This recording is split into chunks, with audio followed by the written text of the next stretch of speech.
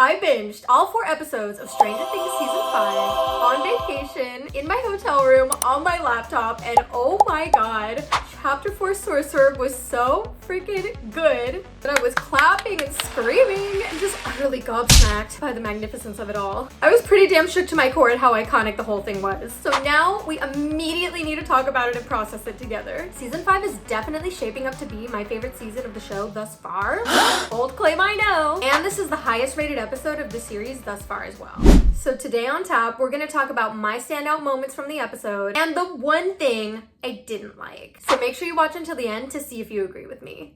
Oh, and if you're new here, hi! I'm Erin. I make videos about TV shows and movies and music that I'm obsessed with, and I love unpacking them from a more emotional and heartfelt perspective. So if that's your vibe and you think that could be kind of fun, go ahead and subscribe so we can be friends. Now, let's get into it.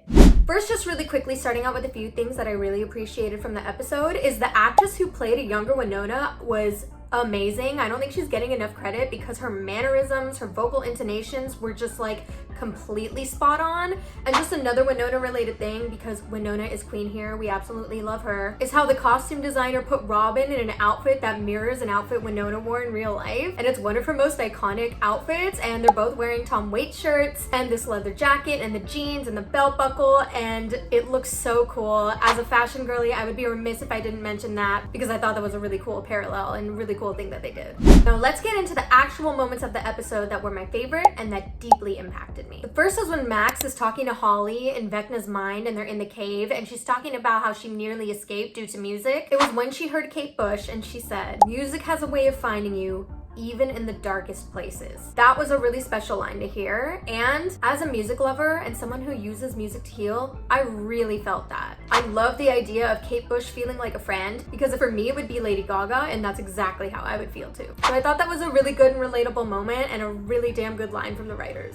Next is something that I completely overlooked my first time watching this episode. And yes, I watched it twice, once on the laptop and once when I got home because I needed to see it on the big screen. But it's when they're walking in the field and Joyce says something along the lines of, sometimes people just need someone to believe in them and then they can do amazing things. And in that scene, she's talking about dipshit Derek. But that line is complete foreshadowing for Robin and Will when they're talking in the tunnels. And I thought it was really cool how you could just overlook that line, but then it actually holds so much weight and meaning to it. So that was one of my favorite moments too. It was actually foreshadowing Robin believing in Will and having that heart-to-heart in the tunnel, which ultimately leads him to believe in himself and do something amazing. So we'll get more into that in a second. But first, I have to talk about another favorite moment, which was the transition from dipshit Derek to delightful Derek. When he said that, I immediately just went, "Aw," and I just loved the whole scene where he's leading a meditation, and then on like the complete flip side, he's just like whacking these kids in the face. I think it was with a ruler, but it was very intense, and I thought it was super comedic, pretty campy. I really love the line when he says, "It's called visualization. Mom does it when she's out of Valium." And again, I just think that writing was awesome because it's definitely providing a lot of comedic relief to an episode that's like really serious and really intense. So that was great. And now my next favorite moment is one that completely took me out emotionally, and it is the moment where Robin and Will have a heart-to-heart in the tunnel. And I have to say that Rockin' Robin has been so amazing this season. She's always amazing, but she's definitely a standout because she provides the comedic relief and so much heart. And by sharing that really vulnerable story with Will about accepting herself truly and watching her younger self in those videos, how once she stopped being so damn afraid, she felt free, gives Will the framework to ultimately do the same thing and tap into that during the final scene. And before you even know what's gonna happen, just watching that scene is really emotional and deeply heartfelt, vulnerable. Their chemistry is great. I believe that Robin is probably talking more about her sexuality, and that's what they're kind of vibing on, but I do think it goes beyond that. And I think anyone watching that scene can really relate to it if they're struggling with self-love or feeling afraid of stepping into their own power. This is a really important scene for every single human watching the show. Very inspirational.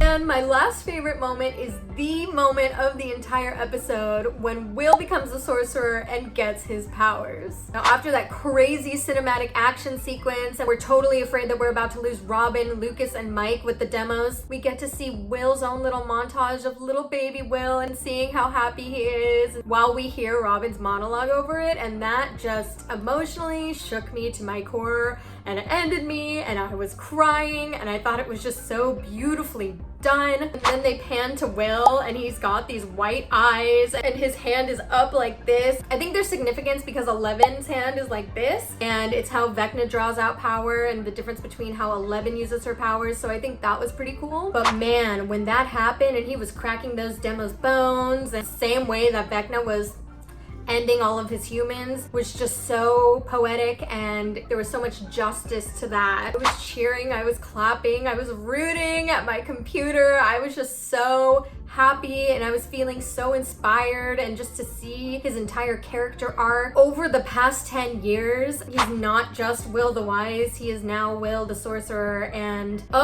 that's one of my favorite moments in television history, to tell you the truth. It was so satisfying, and Christmas cannot come soon enough. I can't wait to see what is gonna happen after that. So well done. And now, for the one thing that I actually hated in this episode was during that cinematic action sequence, Vecna is throwing down, he's offing people left and right, but the worst thing was when he made a bowling ball out of that man's head. It was the man who specifically was standing up and concerned for the children, and it was so violent and gruesome. It reminded me of like Game of Thrones realness, and I didn't know it was coming, so I couldn't close my eyes, and now I just can't unsee that horrible graphic image in my head, and I have to keep pretending myself it's CGI, it's fake, but I just like see it happening in slow motion, and I gasped. I thought I was gonna throw up. My first reaction, my mom and I were watching it together, and we were like, ew! Like, I think that was definitely a bit much. Definitely team too much for all the hypersensitive viewers out there, but for the people who are lovers of horror and gore, they were like, yes, I love it.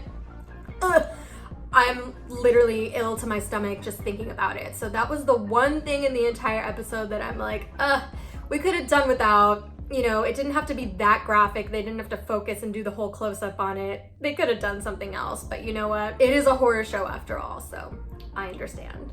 So those are my favorite standout moments from Stranger Things Season 5, Chapter 4, Sorcerer. Let me know what your favorite moments were, and if you agree about my least favorite moment. There are a lot of fan theories out there for how the rest of the season is gonna go. I personally think that something about a wormhole is gonna be extremely important. They definitely put some emphasis on that, so maybe time travel is definitely gonna be a thing. Maybe Henry Creel is good and Vecna's bad, and there's this like kind of Lady Gaga, Mistress of Mayhem inner battle going on between the two of them. I don't know. The theories are running rampant over the internet, and I'm just so grateful to be alive and on the same timeline as Stranger Things. The show has meant so much to me over the past 10 years. So that's it for now. Thank you so much for watching, and don't forget to hit like and subscribe and hit that bell and do all the things, and I will see you next time.